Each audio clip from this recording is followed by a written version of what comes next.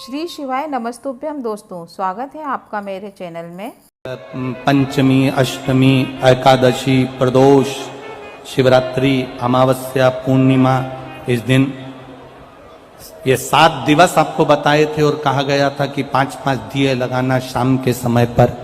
बन सके उन दिए को लंबी बाती का, कौन सी बाती का, जम के बोलो जरा, लंबी बाती का। आपको पहले भी कथा में कहा, लंबी बाती का जो दिया होता है, लंबी बाती का जो दीप होता है, वो दीप हमारे जीवन में वंश की भी वृद्धि करता है। इसलिए हमारे यहाँ पितरों का दिया, देवी जी का दिया, नवरात्रे का दीप, ये सब लंबी बाती के लगते हैं। तो लंबी बाती का जो दीप होता है वो हमारे यहाँ वंश की भी वृद्धि करता है, लक्ष्मी की भी वृद्धि करता है, सुख समृद्धि। और अगर मान लो भूल से हमारा कहीं पैसा अटक गया और वो व्यापारी नहीं दे रहा, दोस्तों श्री शिवाय नमस्तुभ्यम लिखना बिल्कुल ना भूलें। तो लंबी बाती का जो दिया होता है वो पैसा भी हमारा वापस लौटा कर लाता है। इसलिए लंबी बाती के दीप का स्मरण करा। सावन के महीने में जो अधिक मास पड़ता है उसमें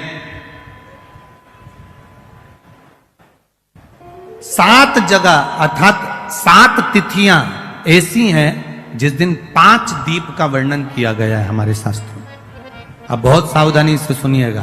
पहली है पंचमी तिथि। अधिक मास सावन का जब मेल हो, अधिक मास सावन के महीने में अगर पड़े और पंचमी तिथि आप अगर शुरू की, मतलब आज भी पंचमी है, मान लो आज की पंचमी अगर आप नहीं कर पाए तो अगली जो पंचमी आ जाए अधिक मास के महीने में, आप वो भी कर सकते। पंचमी, अष्टमी, एकादशी, प्रदोष, शिवरात्रि, अमावस्या, पूर्णिमा, ये 7 तिथियां हमारे यहां सावन के अधिक मास का जो संजोग होता है, इसमें ये 7 तिथियां, फिर से बोलो, पंचमी, अष्टमी, एकादशी, प्रदोष, शिवरात्रि, अमावस्या, पूर्णिमा, ये वो तिथियां हैं 7 जिन तिथियों में अगर हम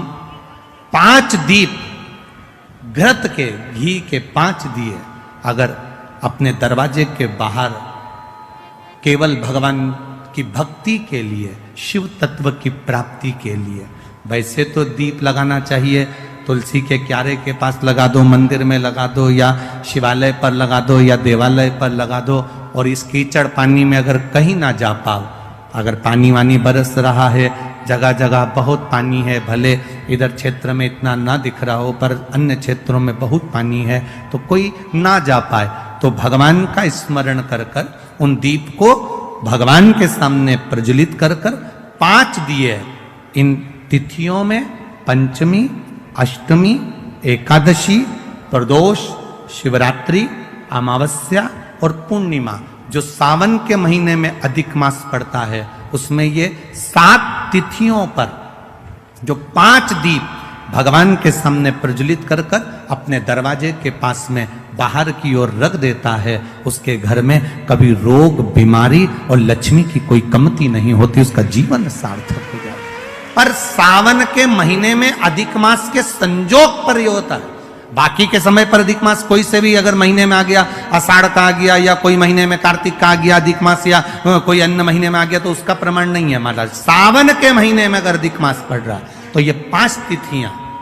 अब कई लोग कहते हैं गुरुजी पंचमी हम 2 लें, 2 पंचमी आएगी, 2 एकादशी का वर्णन आ जावे, तो हम कौन सी? तो यहां एक भी अगर आप कर रहे हो 7 तिथियों में से एक भी अगर ये नहीं कर पाओ तो अगली कर लो, अगली नहीं कर पाओ तो ये स्मरण में रहकर डॉक्टर का पीछा ही नहीं छूट रहा हो, तो शिव महापुराण, विष्णु पुराण और स्कंद पुराण में जो पुरुषोत्तम कथाओं का वर्णन किया गया है, एक आटे का दिया, उसमें 4 बत्ती,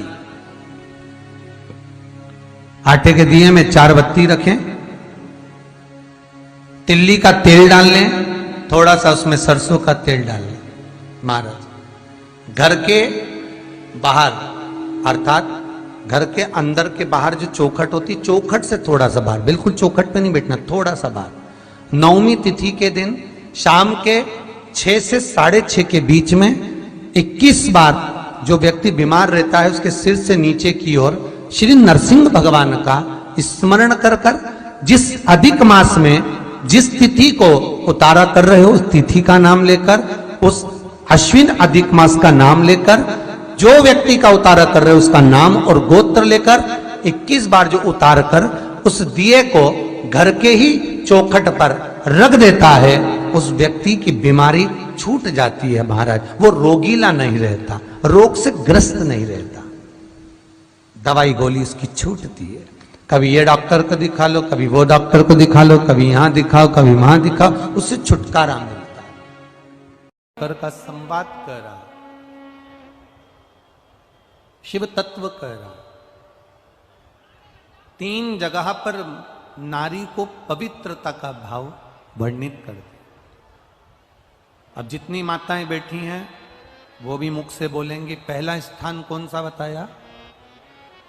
बच्चा जब छोटा है, गोदी में है, वो बच्चा गंदगी भी कर रहा है तो भी नारी पवित्र। दूसरा स्थान कौन सा बताया? पति की सेवा अगर पत्नी कर रही है, पति सेवा में लगी है तो वो पवित्र है। तीसरा स्थान कौन सा बताया? घर के बुजुर्ग माता पिता सास ससुर की सेवा में लगी है, वो पवित्र है।